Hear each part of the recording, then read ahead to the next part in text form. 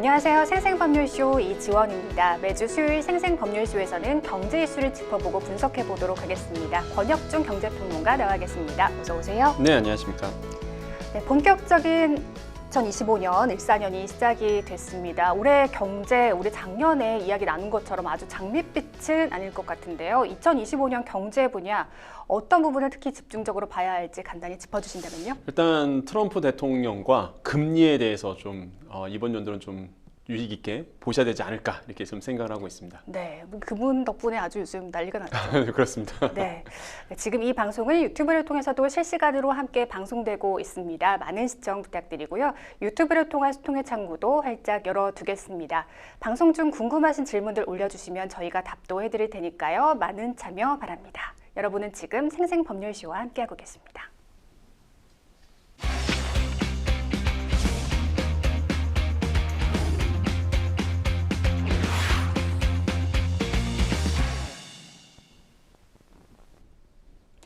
지금 가장 핫한 경제 분야 이슈를 알아보는 시간 생생 키워드 시작하겠습니다. 첫 번째 키워드부터 만나볼까요? 한숨 돌린 글로벌 통상 전쟁. 어떤 이야기일지 감이 오는데요. 자세한 내용 살펴보겠습니다.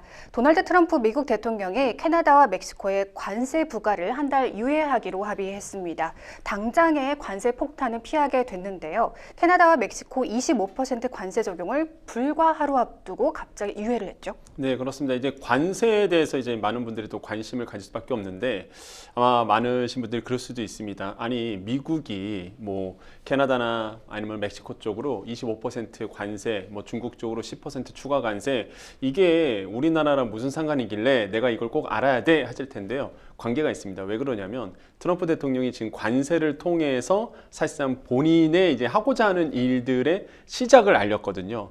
우리나라도 주시려고 하시는 것 같아요. 그렇죠. 네. 우리나라도 분명히 이 통상 문제를 들고 나올 겁니다. 그렇기 때문에 멕시코와 캐나다의 문제가 아니라 순서대로 이제는 트럼프 대통령은 각 나라에게 관세에 대해서 이슈를 이제 불러일으킬 거란 말이죠. 그럼 만약에 우리나라 제품에 관세를 매긴다고 생각해 보세요. 우리나라 자동차, 철강에 관세를 매긴다 그러면 수출이 둔화가 당장 되겠죠. 직격탄을 맞게 되죠. 예, 수출이 둔화되다 보니까 그게 또 고스란히 국내 경제에 영향을 미칩니다. 그래서 네. 이게 우리와 먼 얘기가 아니에요. 그래서 지금 해외에서 지금 어떻게 시작되고 있는지를 그래서 이제 보셔야 되는 거죠.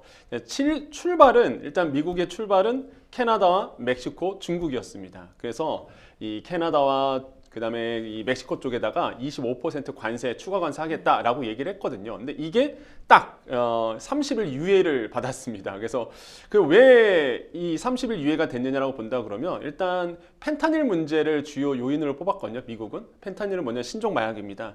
예, 지금 미국이 이 펜타닐 때문에 난리가 났어요. 정말 심각하죠. 예, 다큐멘터리 보셔도 알겠지만은 좀비 마약이라 보통 부르죠. 이제 좀비 모양으로 변합니다, 사람이. 그래서 지금 미국이 이 펜타닐 때문에 문제가 되고 있는데 이 펜타닐이 원료가 중국에서 만들어져서 멕시코와 캐나다를 통해서 미국으로 들어온다는 거죠. 그 명목으로 인해서 이제는 멕시코와 캐나다에서 이런 어떤 관리도 안 되니 그럼 우리는 25% 관세할 거야 라고 했는데, 그래서 이제는 멕시코와 캐나다가 응답을 한 겁니다. 좋아, 그러면은 펜타닐을 들어오는 길을 막아줄게. 그래서 1만 명의 군인을 국경에 이제 배치하도록 했습니다.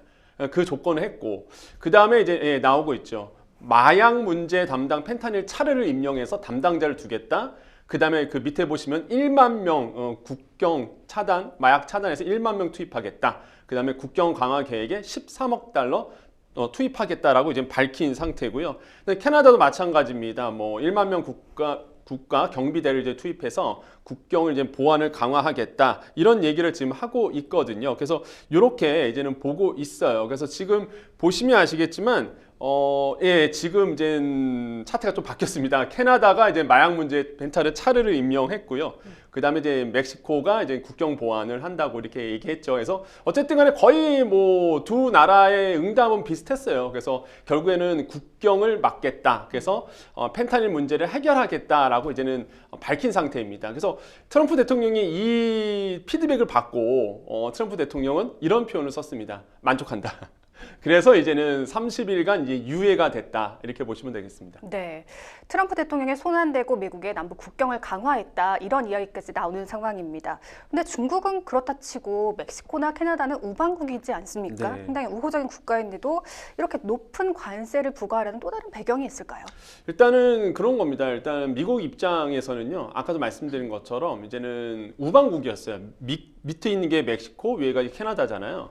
근데 항상 이제는 우리를 이용했다 이런 말을 많이 했거든요. 그러니까, 트럼프 대통령이. 그래서 네. 이렇게 우방국임에도 불구하고 그 우방국을 더 챙겨줘야 되는데 오히려 멕시코와 캐나다는 미국을 이용해서 최대의 수익을 누리고 있고 무엇보다 이제 신종 마약이 들어오는 걸 뻔히 알면서도 전혀 막지를 않고 있으니 그래서 이제는 보편적 관세라는 이 틀을 통해서 지렛대 삼아서 규제에 들어가려고 했던 거거든요. 이거에 대해서 이제는 멕시코와 캐나다가 어느 정도 응답을 했기 때문에 이런 관세 부분이 이제 풀렸다고 보시면 되겠고, 그래서 사실 지금 마약 문제는 뭐 전세적으로 이슈지만은 미국은 더 큰 이제 문제로 작용하고 있습니다. 이런 것들이 이제 숨은 속내다라고 보시면 되겠고, 그 이외에 뭐 트럼프 대통령의 목적은 많습니다. 뭐 명목적으로는 마약이지만은 사실상 자국 이익주의거든요. 보호무역주의고 네. 자유무역에서 벗어났죠. 지금 완전히 자기 이익 말 그대로 이제 아메리카노를 위대하게 만들기 위해서 이런 어떤 보편적 관세라든지 아니면은 이런 관세 정책을 지금 계속적으로 불러일으키고 있고 이 통상 마찰이 이제 시작이라는 거죠. 그러니까요. 예, 이거는 뭐 그러니까 멕시코와 캐나다가 시작인 거예요. 사실상 가장 가까이부터 시작을 했고 그다음 순서는 이제 EU, 그다음에 아시아권 이렇게 넘어올 겁니다. 그래서 이런 문제들이 지금 불거지고 있습니다. 네, 그야말로 글로벌 무역 질서가 흔들리고 있는 상황인데요. 중국산 수입품에는 10% 추가 관세를 부과하기로 했다고 합니다. 근데 중국이 가만히 있질 않겠죠. 맞대응 어떻게 들어갈까요? 그렇죠. 이게 잘 보셔야 되는 게 추가 관세입니다. 그러니까 기본 관세에다가 이제 추가로 10% 중국 제품에 대해서 관세를 붙이는 거거든요. 그래서 중국이 당연히 얻어맞았는데 네. 가만히 있겠습니까? 중국도 이제는 보복 관세를 이제 밝혔습니다. 지금 보면 보복 관세 추가 관세 15% 붙이겠다 미국산에 대해서 봤을 때 석탄, 갈탄, 뭐 LNG 이런 거에 대해서 에너지에 대해서 15% 추가 관세를 붙이게 되고 그다음 추가 관세 10%는 원유, 이양기, 뭐 제초기, 농기계, 트랙터 이런 농기계 같은 것들에 대해서 10%또 추가 관세가 이제는 붙도록 지금 중국은 엄포를 지금 놓은 상태이죠. 그다음에 무엇보다 희소금속 이게 또 중국의 강점이거든요. 그래서 천연 자원을 가지고 이게 또 중국에서 미국 쪽으로 수출이 안 되도록 그러니까 미국 쪽으로 천연 금속이 들어가지 못하도록 또 막겠다 이런 얘기도 했습니다. 그러면서 WTO죠. 세계무역기구에 이제는 고발을 하겠다라고 밝힌 상태라서 지금 말 그대로 미국과 중국은 지금 이렇게 이런 통상 전쟁에 이제 들어간 상태입니다. 하지만은 일단 이게 2월 10일부터 시행하겠다라고 밝혔거든요. 그 뜻은 뭐냐면 그 사이에 뭐 캐나다와 멕시코와 미국과 조율을 했듯이 중국 입장에서도 그 사이에 미국과 한번 조율을 해보겠다는 숨은 의도를 좀 가지고 있습니다. 과연 2월 10일까지 중국과 미국이 어느 정도 합의점이 이뤄낼지는 좀 보셔야 되겠다라고 말씀을 드립니다. 네, 어쨌든 트럼프 대통령이 좀 만족했다라고 표현을 할 만큼 멕시코, 캐나다와의 합의를 통해 어떤 좀 일종의 협박만으로 상대국으로부터 원하는 결과를 얻을 수 있다는 점을 확인한 것 같습니다. 네. 때문에 앞으로의 관세 정책은 더 과감하고 적극적으로 펼쳐지지 않겠나 하고 전망이 되는데요. 아까 말씀해 주셨습니다. 다음 타깃은 EU, 유럽연합이 될 것으로 보인다고요? 네, 지금 이제 순서가 딱 짜여져 있어요. 그러니까 미국을 향해서 가장 많이 수출했던 나라들 이것부터 이제 시작을 하는 거거든요. 한마디로 미국 입장에서는 적자 국가들입니다. 한마디로 이게 사실상 이제는 수입은 많이 오는 나라들인데 뭐 멕시코, 캐나다 일단 때렸습니다. 그다음에 중국 때렸죠. 그다음에 어디겠느냐라고 본다 그러면 딱 보니까 EU인 거예요. 그래서 EU가 사실상 미국 쪽으로 수출을 많이 합니다. 그래서 EU에 대해서 이제 공개적으로 이제 얘기를 하고 있고 이런 얘기를 했어요. 사실 그 트럼프 대통령은요 최근에 이제 EU 쪽에다가 우리는 EU에서 약 3,500억 달러에 달하는 막대한 적자를 보고 있다라는 말을 끄집어내면서까지 EU를 콕 집어서 얘기했거든요. 그러니까 이대로 놨으면 안 된다. 이대로 놔두면 안 되니 당연히 이제 관세를 통해서 EU와의 협상을 이끌어내겠다라는 어떤 속내라고 보시면 되겠습니다. 그래서 지금 상황으로 본다 그러면 아마 자동차에 대해서 관세가 들어갈 수도 있다라는 얘기가 나오고 있고 그다음에 이런 표현을 썼어요. 또 그 EU가 아주 나쁘다. 이런 이유가 뭐냐면 이거는 꼭 경제를 떠나서라도 그동안 이제는 미국이 세계 경찰 역할을 해왔는데 착한 역할을 해왔다고 이제 자부하고 있는 것 같아요. 그런데 이런 선량한 미국을 유럽은 항상 이용해 먹었다. 이렇게 이제 뉘앙스를 비췄거든요. 그러면서 노골적으로 이제 표현하고 있습니다. 그래서 아마 EU에서도 지금 대책을 마련하고 있고요. 그래서 지금 양 갈래로 나눠졌다고 해요. 지금 EU 쪽에서는 어떻게 나눠졌느냐? 협상해야 된다라는 측과 그 다음에 아니다. 맞서서 이 통상 보복 관세를 해야 된다라는 이 두 축으로 지금 나눠져 있다고 합니다. 과연 EU에서 어떻게 결론을 낼지 지켜보셔야 되겠지만 뭐 지금의 이제 상황은 보세요. 멕시코, 그 다음에 캐나다, 중국, EU까지 갑니다. 그럼 EU까지 가서 만약에 트럼프 대통령과 협상이 되고 문제가 마무리된다 그러면 그 다음은 이제는 아시아권으로 온다는 거죠. 그래서 이게 이제는 가장 큰 핵심이다라고 말씀을 드립니다. 트럼프 대통령 입장에서는 그 무역 적자를 본다는 게 용납이 되지 않는가 봅니다. 그러니까요. 이게 본인의 그 나라의 제조를 살리기 위해서는 어쩔 수 없는 뭐 결단이 했다 이렇게 이제는 미국 쪽에서는 이야기를 하고 있는 것 같아요. 그래서 아마 본인의 그 미국에 있는 제조를 다시 한번 살리기 위한 굉장히 쇠퇴한 공기업들이 많고요. 그다음에 쇠퇴한 아무래도 이제는 북쪽 지역인데 러스트벨트라고 보통 얘기를 하잖아요. 쇠락한 공업지대가 많기 때문에 그런 공업지대를 살리기 위해서 아마 거기서 또 트럼프 대통령을 많이 지지했거든요.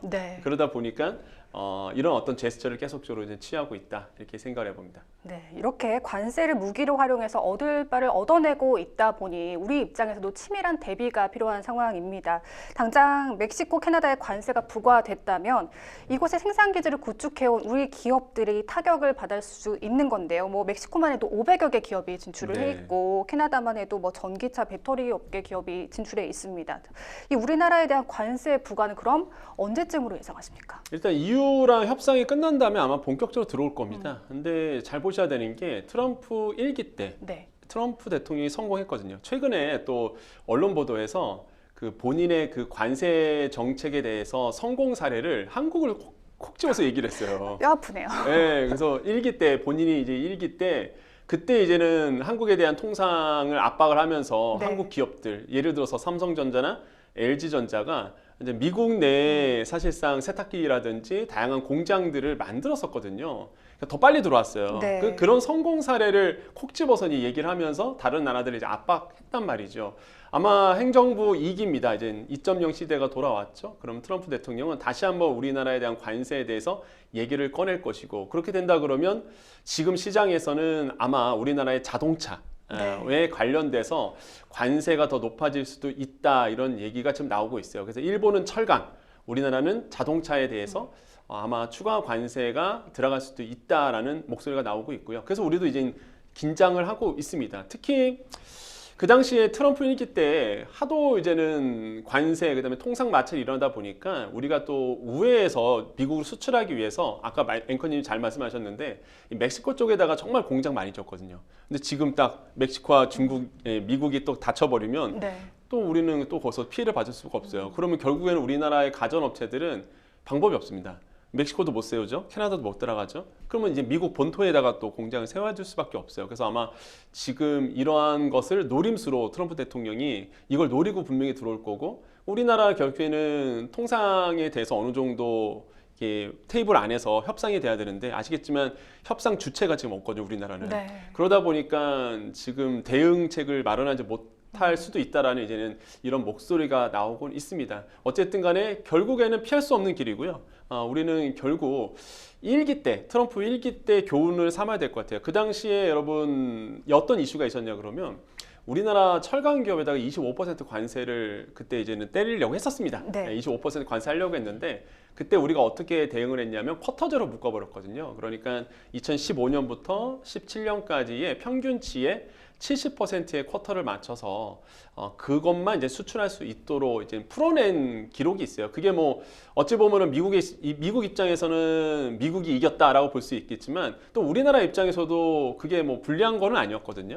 그래서 아마 그런 사례가 있기 때문에 이번에도 뭐 협상 테이블에 앉아서 미국과 잘 얘기를 하다 보면은 뭐 정말로 뭐 추가 관세보다는 이렇게 좀 지혜로운 방안들이 나올 수도 있다.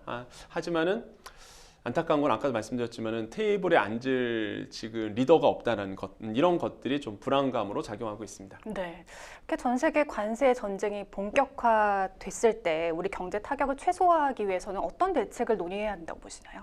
일단 지금 내부적으로 우리는 이제 정치적으로 좀 안정이 돼야 되는 부분이 분명히 있습니다. 네. 지금 뭐 기재부에서도 열심히 일은 하고 있지만 일단 컨트롤 타워가 이제 부재한 부분이 있거든요. 그래서 이런 컨트롤 타워에 대해서도 확실한 이제 정립이 좀 있어야 되겠고, 그 다음에 왜 트럼프 대통령이 관세에 대해서 꺼냈는지를 그 목적을 잘 파악해야 돼요. 단순히 뭐 다른 나라 못 살고 굴기 위해서 그게 절대 아니고요. 트럼프 대통령은 이미 아시겠지만 비즈니스맨입니다.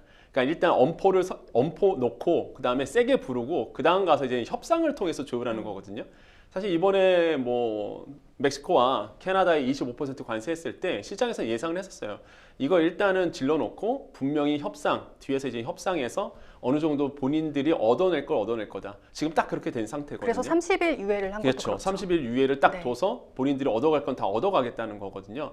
이러한 전략으로 나오고 있다는 거죠. 그래서 이런 전략을 빨리 우리가 캐치를 해서 미국이 원하는 거, 우리가 원하는 것들을 잘 협상 테이블에 가져와야 된다는 거고, 트럼프 대통령의 노림수는 명확합니다. 첫 번째, 무역 불균형을 해소하겠다는 거예요. 한마디로 미국도 수출을 많이 하겠다, 제조업을 살리겠다는 부분. 이게 두 번째로는 미국 제조업 살리는 것과 세 번째는 이제 중국에 대한 견제거든요. 사실상 지금의 모든 관세의 핵심은 다 중국으로 향해 있습니다. 중국 견제를 위한 네, 중국이 어느 정도로 무섭게 올라오냐면 저도 솔직히 깜짝 놀래요. 중국의 기술력이 이 정도인가라고 보는데 뭐 AI 쪽도 있죠. 네. 그다음에 여러분 길거리 지나가 보십시오. 전기버스요. 대부분이 지금 보면 BYD, 그러니까 중국 자동차 기업 전기차입니다. 그래서 BYD라고 이렇게 마크가 있는데 그거 다 중국산이거든요.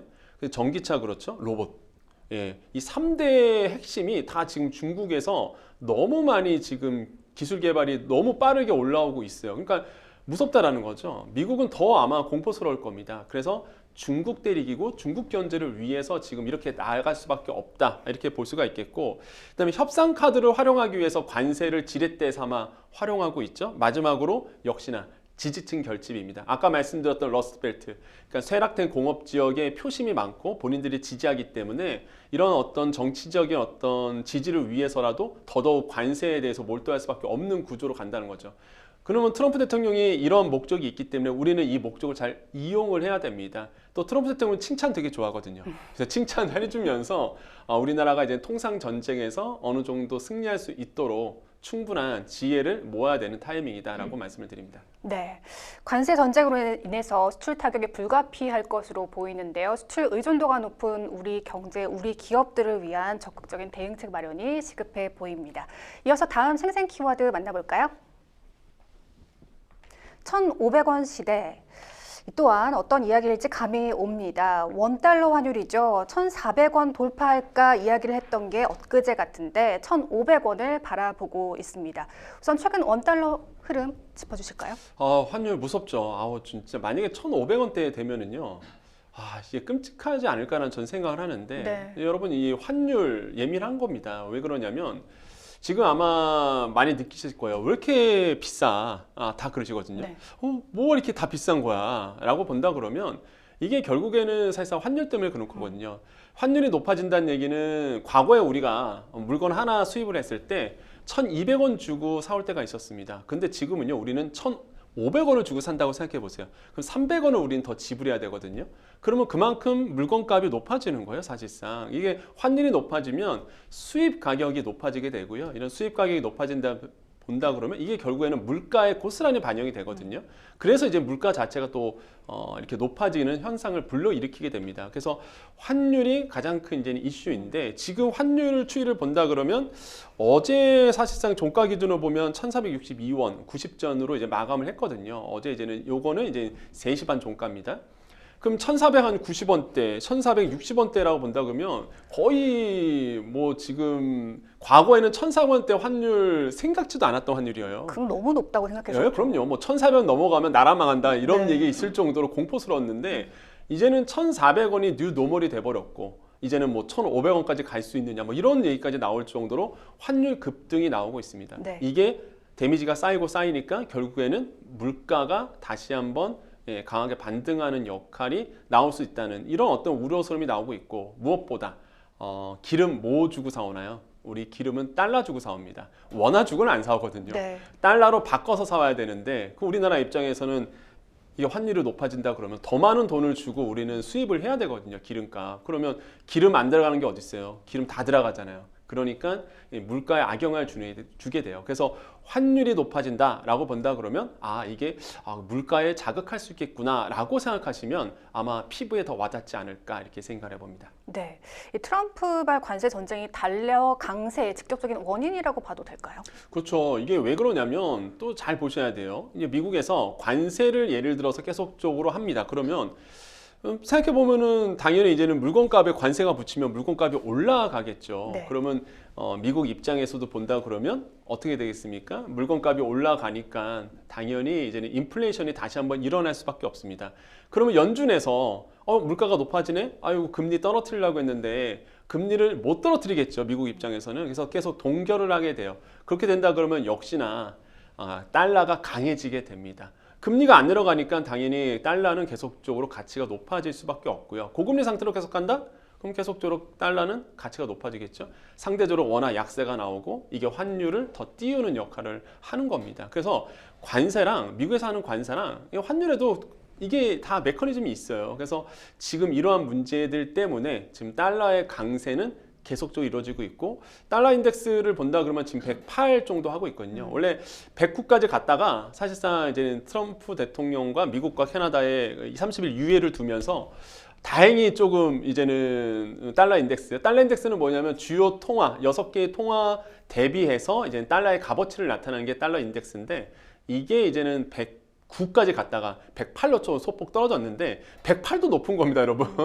그래서 그만큼 이제 강달러 기조가 지금 나오고 있고, 결국에는 이게 계속적으로 고환율 상태를 만들고 있다라고 평가를 해봅니다. 네, 이틀간 40원 가까이 뛰면서 놀란 분들 많이 계실 겁니다. 멕시코와 캐나다 관세 부과가 이후되면서 달러 상승세도 좀 약간 한숨을 돌린 것 같은데요. 다만 이 관세 이슈가 현재 진행형인 만큼 당분간은 좀 높은 변동폭을 보이게 되겠죠? 그렇죠. 제가 봤을 때는 상반기에는 아마 좀 환율은 계속 높아질 거예요. 지금 그래서 아마 지금 달러를 필요로 하신 분들이나 아니면은 결제를 하시는 분들이나 뭐 반대로 보면 또 달러를 받으시는 분도 있거든요. 또 네. 이 받으시는 분들이나 어쨌든 간에 이런 환율과 관계되신 분들 잘 알아두셔야 되는 게 1분기에는 사실상 지금 흐름으로 간다 그러면 고환율 상태로 계속 유지될 가능성이 굉장히 크다. 그래서 1,500원은 뚫어내지는 않겠지만 1,400 후반대에서 계속적으로 움직일 가능성이 굉장히 크고요. 이러한 환경 안에서 잘 이제 정책적 아니면은 경제적인 투자를 하시는 게 굉장히 중요하겠다고 말씀을 드릴게요. 그래서 이런 것도 이제 같이 보시고, 금리도 사실상 뭐 금리와 환율에 연관이 있다 보니까 금리도요.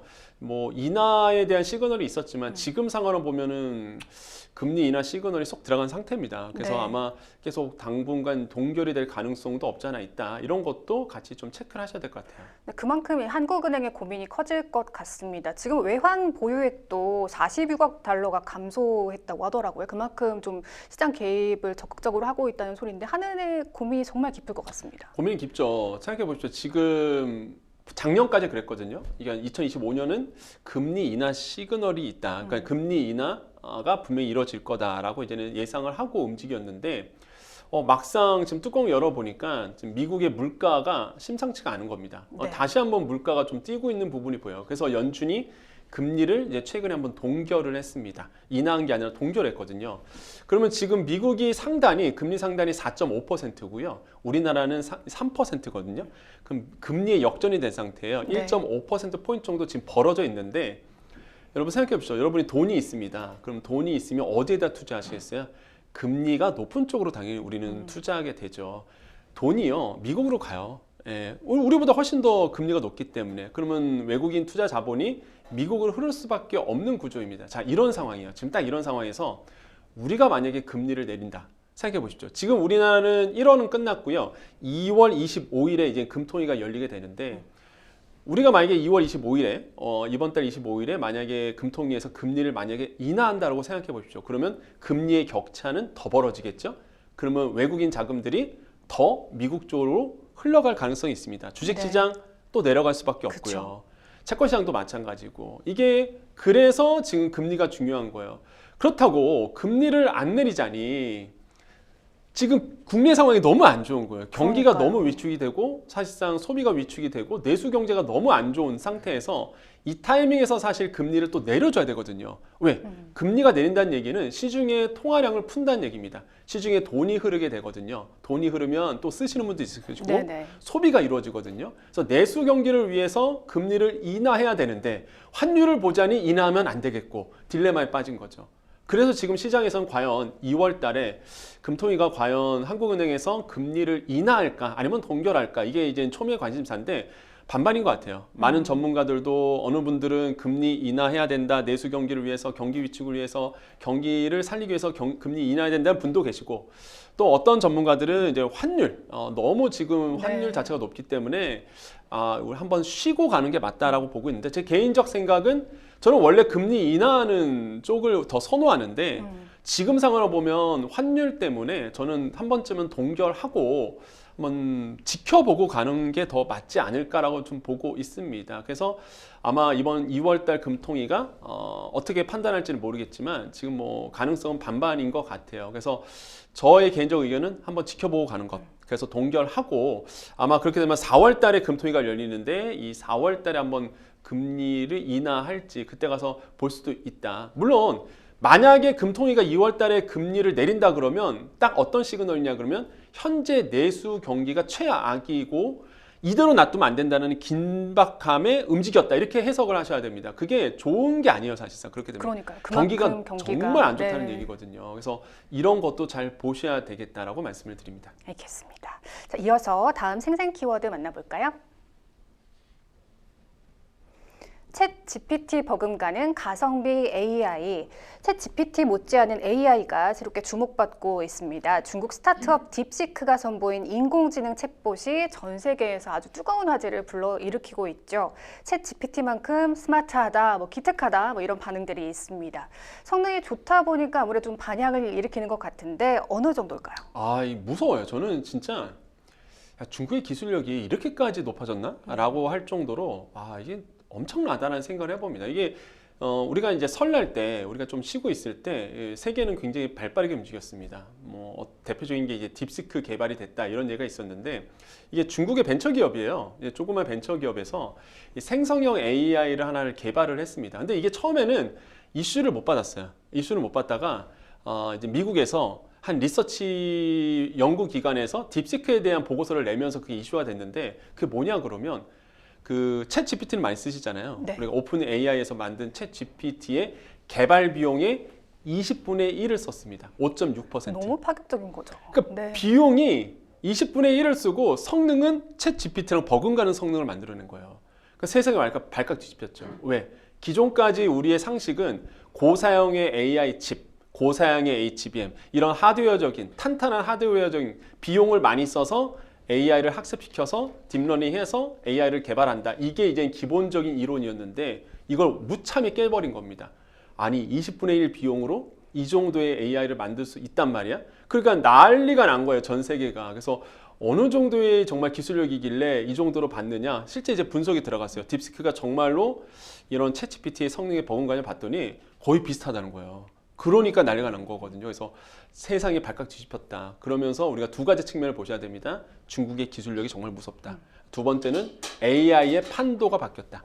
그래서 저비용으로 고사양의 AI를 만들 수 있다는 그 길이 열렸다. 요게 이제는 전 세계에 이제 센세이션을 좀 일으켰습니다. 네, 물론 세상을 놀라게 한 건 맞지만 논란거리도 있습니다. 우선 개인정보 유출에 대한 우려가 큰 상황인데요. 미국 텍사스 등에서는 이용 금지 조치를 취하고 있더라고요. 네, 맞습니다. 제가 오늘 오전에 이제 학교에서 이제 대학 강의가 있어서 강의하고 왔는데 우리 학생들에게 이 얘기를 똑같이 해줬어요. 어떤 얘기냐면 딥시크에 대해서 여러분 잘 고민하셔라. 왜 그러냐면 그 딥시크 가입했을 때의 정보 보안 그 카테고리를 자세히 읽어보면 여러분이 이제 타자 이렇게 검색하려고 그러면 이게 치지 않아요. 타자. 그 모든 걸 네. 가져갈 수 있더라고요. 심지어 그 타자 치는 리듬, 네. 속도감까지도 딥시크는 정보를 가져갑니다. 그러니까 여러분이 타자 치는 리듬이 있을 거예요. 이렇게 그런 리듬까지도 다 수집이 돼서 정보를 데이터베이스로 한다는 거죠. 그리고 여러분이 검색하는 내용들, 여러분이 질문하는 내용들이 다 데이터베이스가 돼서 더 무서운 건 뭐냐 그러면 이게 중국에 있는 공공기관에서 요청이 오면 언제든지 그 데이터를 공유할 수 있다고 돼 있어요. 그러니까 나의 정보가 중국 쪽으로 넘어간다는 겁니다. 그러니까 딥시크가 그게 무서운 거예요. 너무 성능이 좋지만 이 개인정보 보안에 보면 안내상에 보면 그런 내용이 있기 때문에 나의 모든 정보가 이제 넘어갈 수 있다는 거는 주의를 하셔야 돼요. 그래서 이제는 각국 나라 공공기관들이 이 딥시크 주의보를 내린 겁니다. 쓰지 말아라. 특히 공공기관 같은 경우에는 딥시크를 못 쓰게 했어요. 지금 미국이나 유럽이나 다양한 나라에서. 그래서 이런 것들이 이제는 좀 유심히 보셔야 된다. 그래서 아마 방송 보시는 분들 중에서 개인정보 보안에 민감하신 분들은 딥시크 안 쓰시는 게 좋다. 저는 그렇게 좀 말씀드리고 싶습니다. 네.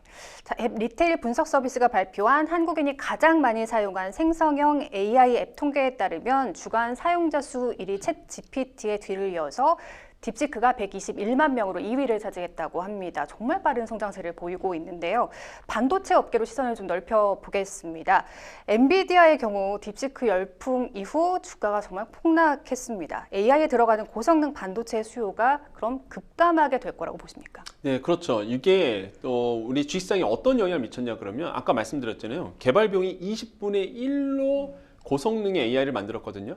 그 전까지는 사실상 AI 고사양 칩이 들어가야 된다는 관념이 있다 보니까 엔비디아의 H100이라는 고사양 칩을 선호했었습니다.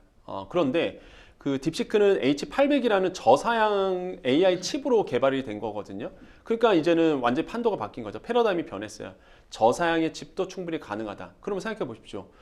저사양의 칩으로도 훌륭한 AI 딥러닝을 할 수 있네? 그러면 HBM, 고사양 HBM을 만들었던 SK하이닉스, 또한 HBM을 또 만들고 있는 삼성전자, 이런 어떤 고사양의 D램이라든지 HBM이라든지 반도체가 필요가 없게 되는 거죠.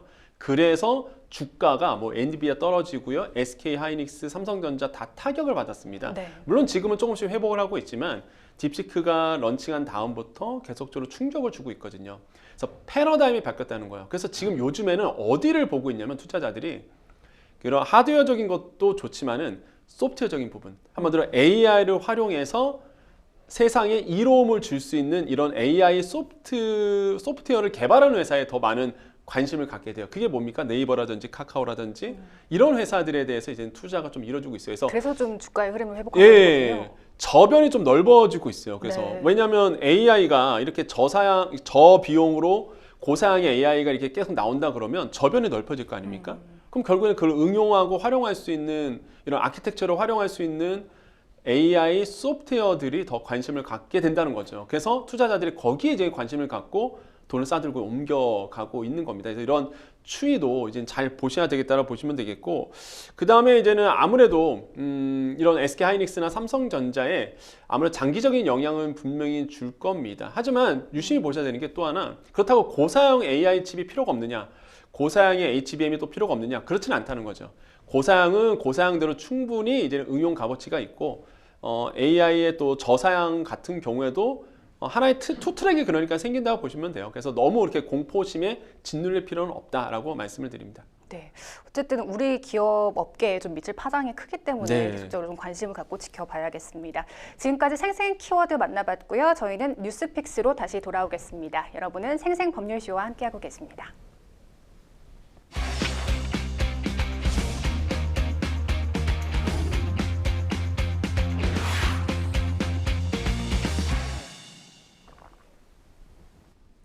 분야별 가장 핫한 소식을 집중 분석해보는 시간 뉴스픽스 시작하겠습니다. 매주 수요일 경제 분야 주요 이슈들을 짚어보고 있는데요. 오늘 만나볼 첫 번째 주제는 하락세 시작대 숨고르기, 올해 집값 전망은입니다. 연말 연초 경제 분야에서 가장 관심이 가는 부분은 아무래도 집값의 향방일 겁니다. 집값의 기준점이 되는 서울 아파트 시장 먼저 보겠습니다. 요즘 서울 아파트 거래는 어떻게 흘러가고 있나요? 지금 거래가 좀 막혀 있는 부분이 있습니다. 이게 사실 거래량이 많이 줄었거든요. 그래서 아마 앵커님 말씀하신 것처럼 뭐 바로미터요. 사실 부동산의 바로미터는 서울 아파트입니다. 주택이 아니라 서울 아파트의 거래량인데 지금 지난달 거래량이 한 가까스로 1000건을 넘긴 것으로 지금 보고 있거든요. 이게 작년 8월만 해도요, 이게 9천 건 막 이랬었어요. 그러다가 9월 달 들어와서 대출 규제 들어가면서 이제는 거래량이 점점 이제 줄기 시작했는데, 실제 보니까 1월 서울 아파트 거래량이 1,458건으로 지금 조사가 된 상태입니다. 그 정도로 거래량이 급감을 지금 하고 있다라고 보시면 되겠고, 그래서 아까 말씀드린 것처럼 7월 달, 작년 7월 달이 한 9,200건까지 출사됐었고, 8월 달에 한 6,500건. 하다가 점점점 내려와서 지금 한 1,000건, 1,000건에서 조금 넘어가는 이 정도의 이제 거래량을 보여주고 있습니다. 그 뜻은 뭐냐? 확실히 9월 달부터, 작년 9월 달부터 들어왔던 DSR 2단계라든지 아니면은 대출, 은행에서 자체적으로 했던 대출 규제가 확실히 이제는 거래량을 감소시켰다. 그래서 부동산 시장이 위축이 됐다라고 보시면 되겠고, 같이 일어나고 있는 현상이 뭐냐 그러면 이제는 임의경매 물건들이 많아지고 있다는 거죠. 그 뜻은 뭐냐면 대출을 받고 집을 샀는데 대출금을 못 받아서 못 갚다 보니까 이제 경매 시장으로 나온 물건들이 많다. 그래서 확실히 지금은 부동산 지금 충격을 받고 있다 이렇게 보시면 되겠고, 그래서 많은 전문가들의 예상은 그겁니다. 상저하고. 그러니까 상반기에는 집값은 굉장히 이제 저평가를 받고 낮은 상태를 유지하다가 하반기부터는 다시 한번 뛸 수 있다라는 이제 평가가 나오고 있고요. 지금의 뭐 금리라든지 아니면은 뭐 대출 규제, 그 다음에 거래량을 봐도 제가 봤을 때도 상저하고가 맞을 거다라고 보고 있고요. 물론 하반기에 뭐 정부가 뭐 새로운 규제를 또 들고 나오면 상저, 하저도 될 수 있어요. 근데 지금 상황을 본다 그러면 상저하고가 지금 맞다라고 좀 말씀드립니다. 네. 올해 부동산 시장을 관통하는 대표적인 키워드가 바로 양극화입니다. 지역별 집값 양극화가 어느새 부동산 시장의 뉴 노멀이 된 것 같은데요. 특히 우리나라의 주택 시장은 뭐 위치나 점유, 형태, 주택 유형에 따라서 매우 좀 세분화됐다고 볼 수 있는 상황인데요. 마치 양극화의 전형 아닙니까? 네. 이런 양극화가 특히 심화되는 배경은 무엇일까요? 일단 똘똘한 한 채의 선호 심리 때문에 그렇습니다. 똘똘한 한 채의 선호 심리는 왜 생겼느냐? 다주택자에 대한 규제 때문에 그랬거든요. 그러니까 과거에 이제 문재인 정부 때 다주택자에 대한 규제가 그게 뭐 가격을 떠나서 일단 가구 수가 많으면, 그러니까 내가 다주택을 소유하면 무조건 중과를 때려버렸어요. 그 네. 당시에. 그러다 보니까 뭐 싼 게 2개 있으면요 중과를 맞는 거예요. 오히려 이제는 비싼 한 채가 더 낫게 되는 거죠. 그것 때문에 사실상 많은 자산가들이 일단은 다주택 버리고 똘똘한 한 채에 사실상 이제 집중하게 됩니다. 그게 어디 있을까요? 바로 강남입니다. 그래서 오늘 이제 통계가 나왔는데 이 강남과요, 서울도 양극화가 되게 심해요. 네. 강남과 뭐 도봉이라든지 성북 쪽과 비교했을 때 거의 평당 한 5배 정도가 차이가 난다. 이런 얘기가 나옵니다. 무슨 얘기냐면 사실 이제는 과거 부동산 폭등기 이전에는요, 강북과 강남 집값이 한 1,500만 원 차이였어요. 평당. 그랬는데 지금은 거의 뭐 4천만 원, 5천만 원 차이가 날 정도로 양극화가 심하게 벌어졌습니다. 그거 왜 그러느냐? 아까 말씀드린 것처럼 똘똘한 한 채에 집중하게 된다는 거죠. 그 똘똘한 한 채가 다 강남에 있고 강남수가 많다 보니까 양극화가 더 벌어질 수밖에 없는 구조로 지금 가고 있고, 과거에는 서울 아파트 하면은 굉장히 많은 분들이 부러워했었습니다. 근데 그렇지 않아요. 지금은 서울 아파트 산다 그러면 한마디로 더 질문 던집니다. 서울 어디요? 이렇게 물어봐요. 예. 그래서 서울 강남 산다 그러면 와, 하지만은 뭐 서울 외곽 쪽 산다 그러면 이렇게 감흥이 없는 거예요. 그리고 그 정도로 양극화가 지금 벌어져 있다는 거죠. 이런 현상이 계속적으로 이번 연도에도 이어갈 가능성이 굉장히 높다, 이렇게 말씀드립니다. 네, 지방도 들여다볼까요? 미분양 적체가 심각한 지방의 경우 뚜렷한 보완책이 없는 이상 집값 하락으로 이어질 가능성 어떻게 보십니까? 미분양, 이게 지방 부동산은 이거 안타까워요, 사실. 네. 지방 부동산은 이번 연도도 역시나 안 좋다. 작년에도 너무 안 좋았지만 이번 연도에도 안 좋습니다. 일각에선 그런 얘기를 하죠. 부산과 대구 쪽에 그러면 공급 물량이 많이 이번 연도에는 감소되니까 공급 물량이 안 나오면 좀 뛰는 거 아니냐라고 하실 텐데, 맞아요. 차트를 보면은 실제 부산과 대구 입주 물량 감소하고 있습니다. 그러니까 공급이 덜 되고 있는 건 맞는데, 그런데 조금 더 차트를, 데이터를 좀 깊게 바라본다 그러면 그만큼 미분양도 많아요. 쌓여있는 매물이 많습니다. 이거를 다 소화시키기에는 역부족이에요. 공급이 적어진다 하더라도. 그러다 보니까 뭐 부산, 대구마저도 사실상 타격을 받을 수밖에 없는 구조로 지금 가고 있고요. 그래서 지방 부동산 같은 경우에는 미분양이 계속 지금 쌓이고 있습니다. 그래서 지금 보면은요, 뭐 충청권, 경남도 마찬가지라고 해요. 계속적으로 이제 전국에 있는 미분양이 많아지다 보니까 아마 기사로 다 접하셨을 텐데, 지방에 있는 건설사들이 하나씩 무너지고 있는 상황이거든요. 그 뜻은 분양이 안 된다는 얘기고, 분양이 안 된다는 얘기는 사실 수요가 없다는 얘기고요. 이 수요가 없다는 얘기는 투자로서의 어떤 상품 가치가 떨어진다는 얘기거든요. 이러한 흐름은 이번 연도도 계속 이어질 수 있다. 그래서 지방 부동산은 좀 어렵지 않을까, 이렇게 좀 시장에서 내다보고 있습니다. 사실 지금 국내 정치 상황도 굉장히 혼란하고요. 대출 규제는 계속되고 있습니다. 근데 뭐 아까 기준금리 얘기를 잠깐 했습니다만 네. 인하가 되고 또 3월 봄 이사철이 다가오면 이 수요자들의 위축된 심리가 완화될 수 있을까요? 뭐 심리적으로 보면 완화될 수는 있어도 항상 이제는 제가 항상 말씀드리죠. 부동산 시장을 봤을 때는 세 부분으로 나눠야 된다. 그러니까 네. 서울과 그 다음에 서울도 이제는 또 디테일을 알면 네 분들인데 어떻게 간에 서울과 그 다음에 수도권과 지방. 그러니까 세 가지를 나눠서 얘기를 해야 돼요, 항상. 그래서 서울 같은 경우에는 분명히 제가 봤을 때 상정하고가 될 가능성이 좀 크고요. 뭐 경기 지역 같은 경우에는 이제는 금리 인하가 되고 실제 정말로 금리 인하가 되고 뭐 아까 말씀드린 것처럼 이사철 수요라든지 계절적 요인이 추가가 된다 그러면 입지가 뛰어난 곳, 그러니까 학군이 또 뛰어난 쪽, 이쪽에는 사실상 좀 다시 한번 사람들의 관심을 받을 가능성이 있다라고 말씀을 드리겠고, 지방은 그럼에도 불구하고 사실상 수요 자체가 지금 메말라 있기 때문에 지방 부동산은 좀 이번 연도도 계속 좀 어렵게 갈 것이다. 그래서 이 세 부류로 좀 나눠서 판단하시는 게 굉장히 도움이 될 것 같고요. 전체적으로 본다 그러면 금리 인하가 도래한다는 가정입니다. 그러니까 금리 인하가 와야 되는데 지금 상황이 금리 인하가 과연 생각만큼 더 많이 내려갈까라고 본다 그러면 좀 회의적인 반응이 많아요. 저도 지금 네. 약간 그러니까 제 어떤 관점을 좀 수정한 상태거든요. 그러니까 미국에서의 불거일으키는 지금 인플레이션 압박, 다시 한번 물가가 뛸 수 있다는 가능성, 이런 것 때문에 금리 동결을 하고 상황에서 우리나라가 과감하게 금리를 과연 내릴 수 있을까라는 부분을 본다 그러면 그렇지 못할 것이다. 그렇게 된다 그러면 이번 연도에 금리를 내리더라도 한 번 아니면 두 번 정도, 만약에 내린다 그러면 안 낼 수도 있습니다. 또 이거는 뭐 모르는 거예요, 상황이. 그래서 금리 인하 시그널이 만약에 도래하고 정말로 금리 인하가 순차적으로 예상대로 내려간다 그러면 부동산 시장은 당연히 호재입니다. 그거는 당연히. 하지만은 생각보다 천천히 내려간다 그러면 이번 연도 부동산 시장은 역시나 어렵습니다. 왜? 대출 규제는 여전한데 여기서 금리까지 안 내려간다 그러면 과연 수요자들이 있을까, 이런 의구심이 든다는 거죠. 그래서 여러분께서 부동산에 관심이 있다 그러면 첫 번째 금리의 향방, 이거 보셔야 되겠고요. 두 번째는 정부에서 대출 규제를 지금 어떻게 하는지, 이거를 잘 보셔야 돼요. 대출 규제가 풀리면은 부동산 시장이 호재인데 지금 대출 규제 바뀐 게 아무것도 없거든요.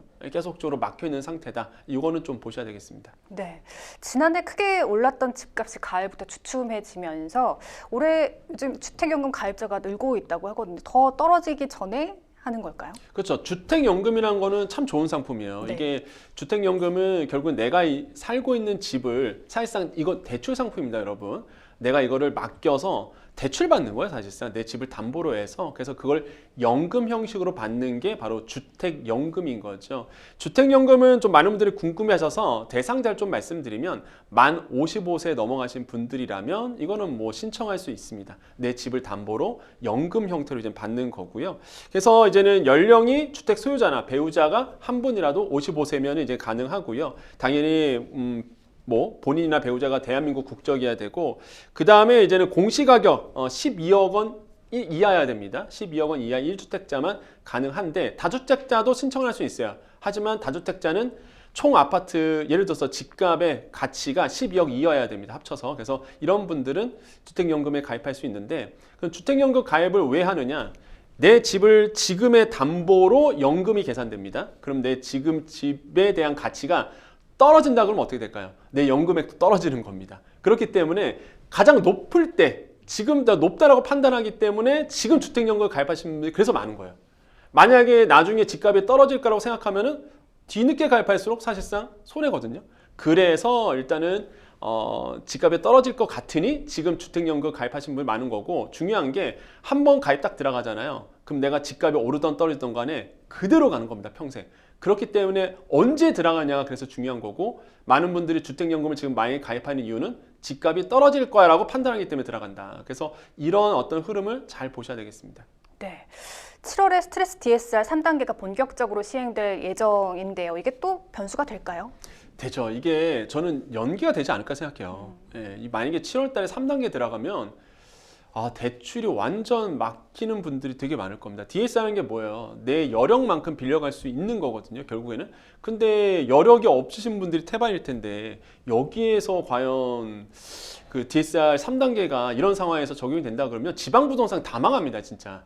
정말이에요. 이게 지방 건설사한테 다 망할 수도 있기 때문에 제가 봤을 때는 3단계가 좀 뒤로 미뤄질 가능성도 없지 않아 있다라고 좀 생각을 해봐요. 어쨌든 간에 DSR 규제는 1, 2, 3단계로 나눠져 있고 올해 7월 때가 3단계가 되고 3단계가 된다 그러면 일단 주담대, 신용대출 다 합쳐서 완전하게 이제는 금리가 스트레스 DSR 금리가 이제 적용이 됩니다. 그게 1.5%포인트거든요. 그러니까 한마디로 가상금리가 붙다 보니까 내가 대출받을 수 있는 금액이 확 줄어들어요. 부동산 시장 더 얼어붙습니다. 그렇기 때문에 제가 봤을 때는 좀 연기가 될 가능성도 없지 않아 있다라고 좀 생각을 해봅니다. 네, 뉴스픽스 두 번째 주제로 넘어가 보겠습니다. 두 번째 주제는요, 작년 비자발적 실업자 137만 명 돌파입니다. 지난해 직장 폐업이나 정리해고 등으로 일자리를 떠난 비자발적 실업자가 4년 만에 증가해서 137만 명을 넘어섰습니다. 이 137만 명 어느 정도 수준이라고 볼 수 있습니까? 이게 비자발적 실업자, 이게 정의를 먼저 좀 내려야 될 것 같아요. 그게 뭐냐면 간단합니다. 뭐 직장이 없어진 거예요. 휴업했거나 폐업했거나. 그럼 내가 의지가 있어 나온 게 아니라 비자발적으로 나올 수밖에 없거든요. 또한 내가 소상공인인데 경기가 너무 안 좋아서 폐업을 했을 수도 있고요. 그 다음에 명퇴라든지 은퇴하신 분들, 이런 분들, 정리해고 이런 것들이 다 비자발적 사실상 이제는 실업자 분들이신데 이게 1년 전보다 8.4%가 늘어난 수치입니다. 점점 늘고 있어요. 그래서 이제 통계를 본다 그러면 비자발적 실업자 추이를 본다 그러면 이게 2020년도에는 180만, 그때 코로나 때문에 그랬거든요. 180만 되다가 169만 쭉 내려가다가 다시 한번 2024년도에 다시 한번 올라왔습니다. 그래서 그렇게 따진다 그러면 이 전체 퇴직자 중에서요, 이 전체 퇴직자가 10명이라 그러면 지금 통계를 보면 4명이 비자발적 실업자예요. 그러니까 내가 나오기 싫은데 어쩔 수 없이 뭐 나올 수밖에 없는 실업자가 될 수밖에 없는 구조라는 거죠. 이런 분들의 특징이 뭐냐 그러면 준비가 안 된 실업자분들이십니다. 그러니까 할 수 있는 게 아무것도 없고 결국에는 이런 인력들의 손해가 나는 거죠. 이런 고급 인력들 아니면 좋은 인력들이 일자리가 없어서 사실상 손을 놓고 있는 상황, 굉장히 안 좋은 상태로 가는 거고, 그게 고스란히 영향을 미치는 게 소비 판매 지수가 지금 마이너스를 기록하고 있거든요. 소비가 안 돼요. 돈이 없다 보니까. 그래서 이런 것들이 지금 다 맞물려 있다라고 말씀을 드립니다. 말씀해 주신 대로 비자발적 퇴사자이기 때문에 아무래도 경기 침체로 인한 내수 부진 등이 원인이겠죠. 그럼요. 이게 내수가 너무 부진하고 돈이 안 돌고 무엇보다 경기 침체가 오면서 비자발적 실업자들이 계속적으로 늘어날 수밖에 없는 구조라고 보시면 돼요. 그래서 아마 주위 분들 뒤돌아보시면 그런 분들 굉장히 많으실 겁니다. 그래서 지금 정부가 추경을 통해서 내수를 살리려고 하는 것도 이런 이유고요. 지금 방송 보시는 중에서 유심히 보셔야 되는 게 상반기에 지금 추경을 할까 말까 요거 잘 보셔야 됩니다. 추경을 한다 그러면 한 20조 원의 추경이 될 가능성이 있고요. 이 20조 원의 돈이 풀린다는 얘기고 거기에서 또 기회를 엿보시는 분도 있을 겁니다. 그래서 추경에 대한 이슈가 바로 여기와도 맞물려 있다라고 말씀을 드리죠. 네, 그런가 하면 초단시간 근로자는 통계 작성 이후로 최대 규모를 기록했다고 합니다. 250만 명인데요. 평론가님, 이 초단시간 근로자는 정확히 어떤 근로자를 말하는 걸까요? 보통 우리가 주 15시간 이렇게 얘기를 합니다. 주 15시간 같은 경우에는 주휴수당도 안 줘도 되고요. 그 다음에 이제 각종 수당 안 줘도 되는 근로자예요, 사실상. 그래서 초단기 근로자라고 우리가 보통 얘기를 합니다. 그러니까 아르바이트를 해도 3시간씩 끊어서 가는 거예요. 왜냐하면 고용자 입장에선 주 15시간 넘어가려면 수당 다 줘야 되다 보니까, 그래서 일단은 다 끊어서 이제는 이렇게 프리랜서를 고용하게 되는데, 이런 분들을 일단은 뭐 초단기 근로자라고 보통 얘기하는데요. 이게 지금 굉장히 많아지고 있습니다. 그래서 초단기 근로자가 많아지는 현상, 결코 국가 경제에 이로움이 없다라는 거죠. 그래서 이런 것들은 정책적으로 좀 해결해 줘야 되는데 뭐 뾰족한 방법이 없어요. 소상공인 자영업자 입장에서 본다 그러면 지금 최저임금이 아시죠? 1만 지금 30원입니다. 올해. 그래서 일 환산액이 8만 240원이고 월 환산액이 209만 원 정도 되거든요. 최저임금이 그래요. 그러다 보니까 이제 고용자 입장에서는 끊어서 또 이렇게 고용할 수밖에 없는 구조로 가서 이런 악순환이 계속 일어나고 있다는 겁니다. 그래서 이런 정책적으로도 해결해 해줘야 된다. 그래서 이런 초단기 근로자가 양성되는 거는 결코 올바른 현상은 아니다라고 말씀을 다시 한번 강조해 드립니다. 그만큼 고용의 질이 저하됐다는 거니까요. 그럼요. 네. 단기 근로자라는 좋은 일자리는 없잖아요, 사실상. 그래서 고용의 질이 점점 더 저하될 수밖에 없고 임금 자체도 노화될 수밖에 없고 낮아질 수밖에 없다. 이런 점들은 우리나라가 지금 안고 있는 과제고 결국에는 다 모여서 이걸 합의점을 좀 이뤄내야 되지 않을까라고 좀 생각해 봅니다. 네. 생생법률쇼 오늘 마칠 시간입니다. 오늘 함께해 주신 권혁중 평론가님 고맙습니다. 생생법률쇼 오늘 준비한 내용은 여기까지입니다. 시청해 주신 여러분 고맙습니다.